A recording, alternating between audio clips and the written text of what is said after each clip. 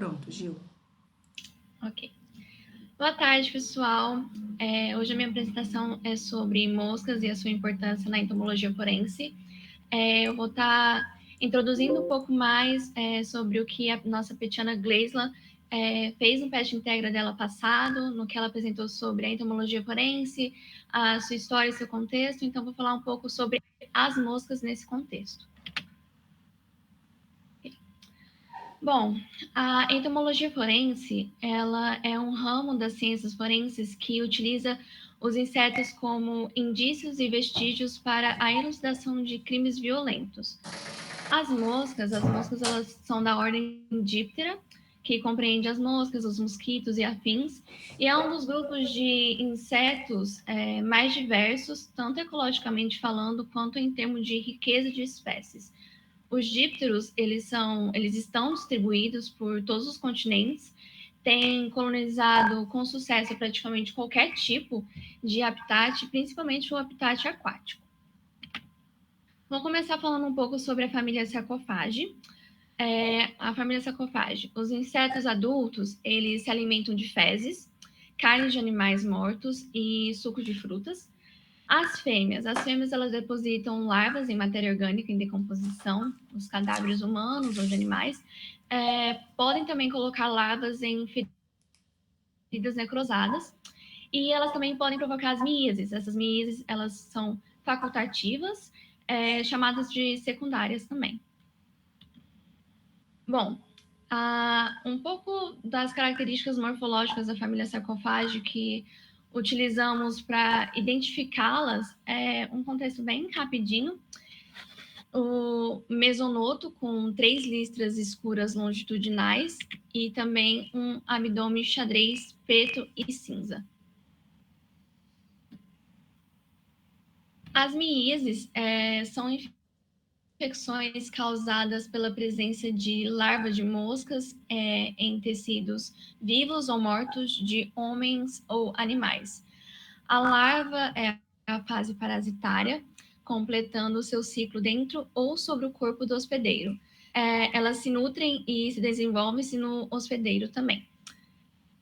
Já as suas classificações, quanto às suas classificações, a gente tem as obrigatórias e as facultativas ou secundárias. As obrigatórias são larvas que desenvolvem-se sobre ou dentro do tecido vivo e iniciam um processo de inflamação, como, por exemplo, a mosca do Berne, a Dermatobia hominis. Ela é bastante conhecida pela sua coloração metálica azul esverdeada e por aparecer frequentemente na cozinha de muitas casas. Aquelas moscas que vocês veem rondando comida, rodando o lixo da cozinha, são essas moscas. Ou larvas em feridas do corpo, como a da mosca varejeira, a Cochleomia omnivarix. É uma espécie de mosca parasítica, conhecida pela forma como as suas larvas comem tecido vivo de animais de sangue quente. Eu trouxe algumas imagens das larvas um pouquinho mais simples, porque outras imagens elas são um pouco mais nojentas de ver, então as larvas da mosca são mais ou menos dessa forma aqui mesmo, que vocês estão verificando nas imagens. As facultativas secundárias, a mosca da família Sarcophagi parte do ciclo em matéria em decomposição, podendo também colocar larvas em feridas necrosadas, como eu havia dito no slide anterior. As miíases são produzidas por larvas necrobiontófagas, invasoras de lesões anatomopatológicas pré-existentes. Eventualmente, depositam ovos no tecido necrosado.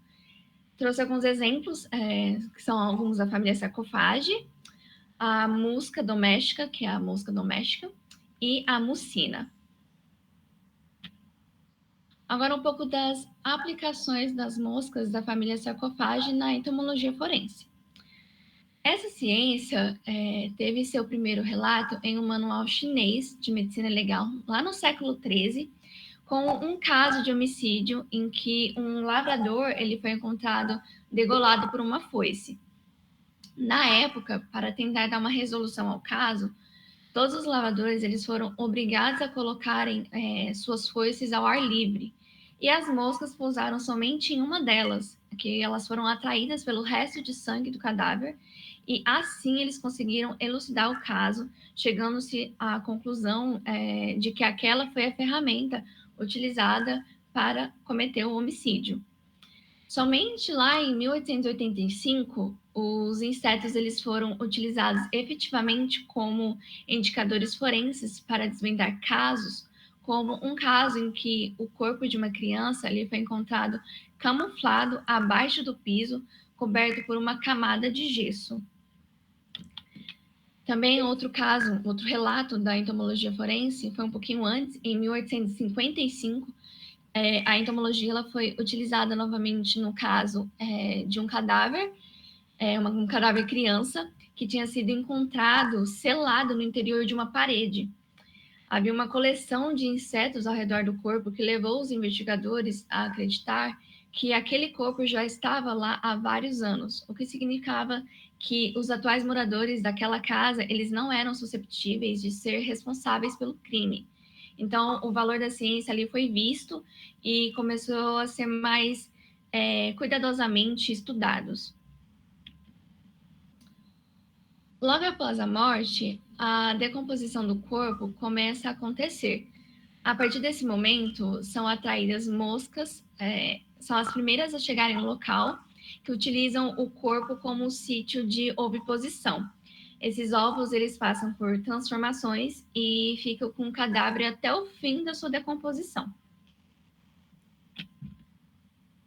A entomofauna ela pode dar informações sobre a identidade do corpo, que ela pode ser feita com a obtenção do sangue e dos tecidos do cadáver e análise de DNA. A causa da morte, como a velocidade da decomposição é influenciada por alguns fatores, como o local onde a pessoa morreu, pode-se descobrir se ela foi morta por afogamento, carbonização ou envenenamento, no caso. Também a ligação do suspeito com a cena do crime. Objetos ou pertences do suspeito encontrados no local ou também a possível arma do crime. Também a movimentação do corpo pode-se deduzir se o corpo ele foi movimentado, coletando e identificando os insetos adultos, comparando-os com que ainda estão imaturos. No caso da movimentação do corpo, também tem como descobrir se o corpo ele foi movido de uma área urbana para uma área rural. O uso de toxinas ou drogas, as toxinas ou as drogas que estiverem presentes no corpo que estavam em decomposição, elas causam mudanças no desenvolvimento dos estágios da vida dos insetos. A gente tem o exemplo de drogas como anfetaminas, elas aceleram o desenvolvimento das larvas, e o arseniato de chumbo, testosterona, retardam esse desenvolvimento. A determinação do intervalo pós-morte pode-se estimar e determinar o intervalo pós-morte, o tempo passado entre a morte do indivíduo e o momento em que o corpo ele foi encontrado. Agora eu vou falar sobre a Calífora vomitoria, da família Califoridae.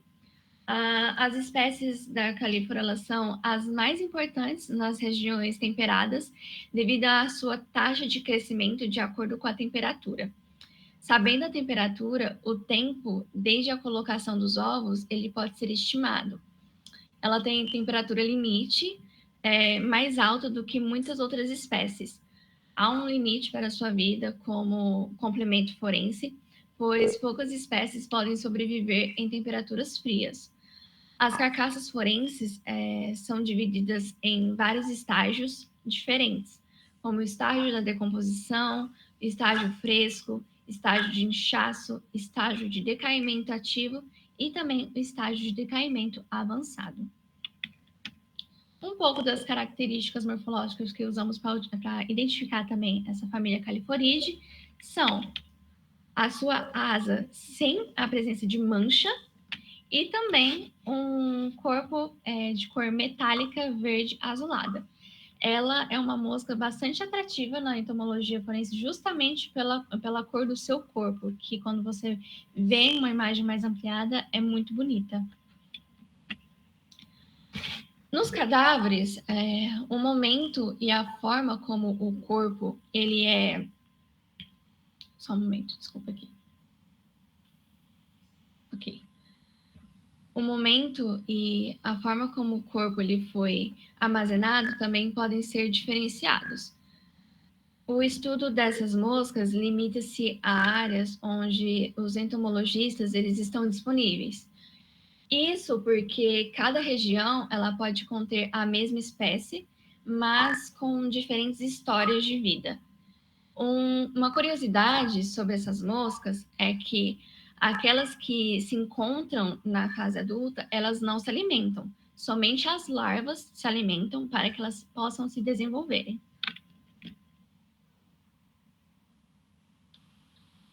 Família de dípteros mais importantes para a entomologia forense, eu trouxe aqui algumas famílias. A Calliporidea, como a gente estava falando, né, são catalogadas aqui no Brasil 22 famílias de dípteros, porém, as de maior importância são essas que eu estou classificando agora, como a Calliporidea, a Mucide, a Fanide, a Foride. Também temos a Phyllopilide, a Sarcophage e a Stratiomyide.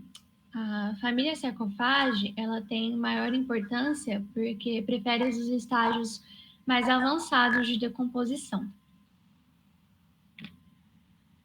Em resumo, uma das famílias que mais se destacou em número do cadáver foi a família Sarcophage. Ela apresentou um parasitismo em relação à carcaça maior do que as outras. Os pesquisadores, eles relatam que a família Sarcophage é a família que tem mais relatos sobre pioneirismo no cadáver, chegando primeiro no local e tem uma colonização mais rápida. Já as outras famílias, como a família Calliporidea, elas preferem o início da decomposição e a Foride prefere os estágios mais avançados da decomposição. Há relatos de que a família Sarcophage ela tem maior incidência em épocas frias do ano, consequentemente sendo encontradas em maior número. Aqui eu falei um pouco das moscas, mas como eu estava falando da ordem Diptera, os mosquitos também têm uma importância na entomologia, como um caso em que houve um sequestro de uma mulher, ela foi mantida em cativeiro durante muito tempo, e quando encontraram esse cativeiro, quiseram encontrar o suspeito do crime. E neste lugar havia um mosquito. Esse mosquito havia chupado o sangue do sequestrador. E eles conseguiram coletar esse mosquito, extraírem do seu abdômen o sangue dessa pessoa e conseguiram chegar até o suspeito, que ainda bem foi preso e tudo mais. Então, os mosquitos, eles também compreendem uma importância na entomologia forense, assim como as moscas, mas a mosca da família Sarcophage acaba tendo maior importância justamente pelo seu pioneirismo no cadáver, por chegar primeiro no local, ter uma rápida colonização e preferir os estágios mais avançados da decomposição. Essas foram as referências utilizadas para fazer esse seminário. E eu agradeço a atenção de todos. Muito obrigada.